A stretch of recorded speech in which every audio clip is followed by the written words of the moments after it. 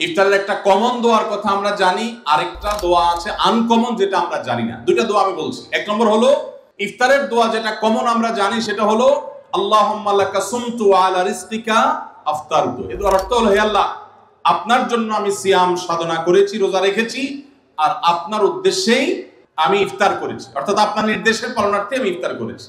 এই যে আল্লাহুম্মা লাকা সুমতু ওয়া আলা রিজকিকা আফতারতু, এটা ইফতারের একটা দোয়া। আরেকটা দোয়া হলো যাহাবা যামা ওয়াবতাল্লাতিল উরুক ওয়া সাবাতাল আজরু ইনশাআল্লাহ। অনেকে এটা জানেন মাশাআল্লাহ। যাহাবা যামা মানে আমার পিপাসা দূর হয়ে গেছে, ওয়াবতাল্লাতিল উরুক আমার শিরা উপশিরাগুলো সব সিক্ত হয়ে গেছে, ওয়া সাবাতাল আজরু ইনশাআল্লাহ এবং আল্লাহ চাহেন তো এই রোজার বিনিময় আমার জন্য অবধারিত হয়ে গেছে। এই যে দোয়া ইফতারের, এটা কি ইফতারের আগে করবেন না মাঝখানে করবেন না শেষে করবেন? কি বলেন, ইফতারের আগে না শেষে?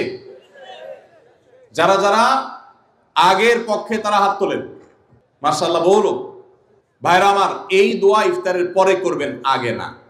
অনেকেই এই ভুলটা জানেন, অনেকে মনে করেন যে আগেই করতে হয়, আগে না। ইফতারের দোয়া কখন করবেন? ইফতারের শব্দের অর্থের দিকে খেয়াল করলে তো দেখতে পারেন, পিপাসা দূর হয়ে গেছে, শিরা উপশিরা সিক্ত হয়ে গেছে, এটা কি ইফতারের আগে হয় না পরে হয়? তাহলে আল্লাহুম্মা লাকা সুমতু ওয়া আলা রিজকিকা আফতারতু, আল্লাহ তোমার জন্য রোজা রাখলাম, তোমার রিজিক দিয়ে ইফতার করলাম, এটা কি আগে না পরে? পরে। অতএব এটা ইফতারের পর। তাহলে ইফতারের শুরুতে কি পড়বেন? বিসমিল্লাহ। বিসমিল্লাহ বলে যে কোনো খাবার খান, ইফতারও খাবেন। ইফতার খেয়ে ফেলছেন, 2-4 লোকমা খেয়েছেন, একটু পানি খেজুর খেয়েছেন, তারপরে দোয়া পড়তে পারেন। আর চাইলে একদম শেষ করেও পড়তে পারেন। আর এটা নিজের ভাষায় পড়লে হয়ে যাবে, কিন্তু সুন্নাত হবে, বেশি উত্তম হবে নবীজির ভাষায় পড়তে পারলে, সরাসরি আরবি টেক্সটটা পড়তে পারলে। আল্লাহ আমাদেরকে তৌফিক দান। রোজার নিয়ত কোনটি বা কিভাবে করব? নিয়ত করা কি রোজা রাখার জন্য জরুরি? নিয়ত তো সমস্ত ইবাদতের জন্য জরুরি, কিন্তু নিয়ত করা জরুরি, নিয়ত বলা জরুরি না। নিয়ত করা এক জিনিস আর নিয়ত বলা আরেক জিনিস। মুখে নিয়ত বলে আর অন্তরে নিয়ত করে, অন্তরে নিয়ত করে আর মুখে নিয়ত বলে। ইবাদতের মধ্যে নিয়ত করা ফরজ, রোজার জন্য নিয়ত ফরজ, নামাজের জন্য নিয়ত ফরজ, কিন্তু নিয়ত বলাটা ফরজ বা সুন্নাত কোনোটাই না। আমরা যে রোজার নিয়ত শুনছি, নাওয়াইতু আন আসুমা গাদান, আছে না? বিভিন্ন আপনার ক্যালেন্ডারেও লেখা থাকে, ভিত্তিহীন। নবী করিম সাল্লাল্লাহু আলাইহি সাল্লামের কোন জয়ীফ জাল হাদিসেও এরকম রোজার কোন নিয়তের কথা কোথাও বর্ণিত হয় নাই। ইসলামের নামে নকল আমল করলে সওয়াব হবে না গুনাহ হবে? খবরদার। এই জন্য আমরা মেহেরবানি করে, আমি কি জন্য ভোর রাতে উঠছি? সারি খেতে উঠছি। সারি খেতে উঠছি মানে কালকে রোজা রাখবো, এটাই তো আমার নিয়ত।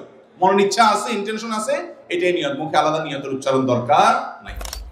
প্রথম প্রশ্ন এসেছে, রমজানে মাঝে মাঝে তারাবির নামাজ ছুটে যায়, যদি আমার তারাবির নামাজ ছুটে যায়, এতে কি আমার রোজা আদায় হবে বা রোজার পূর্ণতাতে কোনো সমস্যা হবে কিনা? ভাইরা আমার, রমজান মাসে তারাবির নামাজ না পড়লে আমরা অনেকে মনে করি যে তার রোজাতে বোধহয় অসুবিধা হবে। এটা সম্পূর্ণ ভুল ধারণা। তারাবি একটা ইবাদত, রমজানের রোজাটা আরেকটা ইবাদত। যেহেতু তারাবি না পড়লেও রমজানের রোজা হয়ে যায়, তাহলে তারাবি পড়ার কি আর দরকার আছে? কেন? রোজা তো হয়ে যাবে। আলাদা ইবাদত।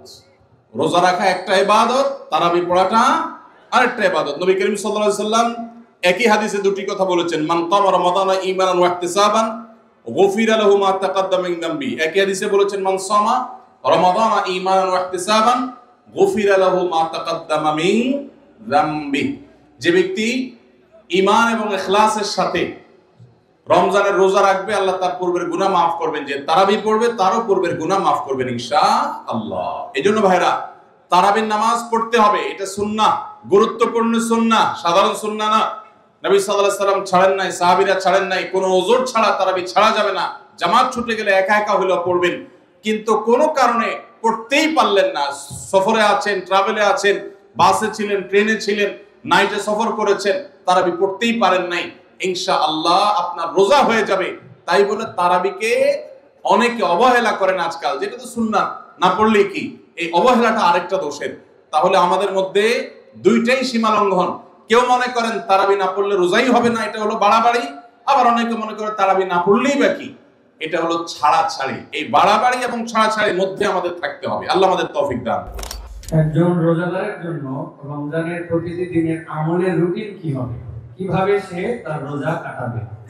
মাশাআল্লাহ, আমাদের একটা নতুন বই বের হয়েছে এবার, সেটা হলো মাহে রমাদানের 27 আমল। এই যে বইটা একটা হাতের সামনেও আছে, মাশাআল্লাহ। এটা মূলত আমাদের একটা বক্তব্যের নির্যাস। এর আগে সোনাইমুড়িতে একটা বক্তব্যে আমরা মাহে রমজানের উপরে একটা গবেষণা করে 27টা আমল কোরআনের আলোকে বের করেছি, সেটা উপস্থাপন করেছি, পরে এটাকে বই আকারে আনা হয়েছে। এখানে রমজানে আপনি কি কি করবেন তার সবগুলোর তালিকা দেওয়া আছে। অতএব এটার আলোকে আপনি আমল করতে পারেন। চাইলে ভিডিও বক্তব্যটা শুনে নিতে পারেন। একবার সকাল থেকে রাত পর্যন্ত একটা সুনির্দিষ্ট রুটিনের মধ্য দিয়ে কাটাবেন। আর কিচ্ছু করতে পারেন না পারেন, শুধু একটা কথা বলে যাই, রমজান মাসে ফরজ রোজা রেখে অন্তত কোন প্রকার হারাম কাজ, গুনাহের কাজ করবেন না। বাস এটুকু যদি করতে পারেন, ইনশাআল্লাহ আপনার রমজান সাকসেস। চেষ্টা করা যাবে না ইনশাআল্লাহ? একটা কাজ যদি করতে পারেন, আপনার রমজান ইনশাআল্লাহ সফল। সেটা হলো ফরজ রোজা রাখলেন, 5 ওয়াক্ত নামাজ তো ফরজ পড়বেনই, ফরজ কাজগুলো করলেন, আর গুনাহ থেকে বেঁচে থাকলেন। কোনো হারাম কাজ করলেন না, ঝগড়াঝাটি করলেন না, মিথ্যা বললেন না, চগলখড়ি করলেন না, গীবত করলেন না, কাউকে ঠকাইলেন না, 2 নম্বর কাজ করলেন না। এই গুনাহমুক্ত যদি রমজান কাটাইতে পারেন, আপনার রমজান সাধনা সার্থক ইনশাআল্লাহ। আল্লাহ তৌফিক দান করুন। আস-সুন্নাহ ফাউন্ডেশন, উম্মার স্বার্থে সুন্নাহর সাথে।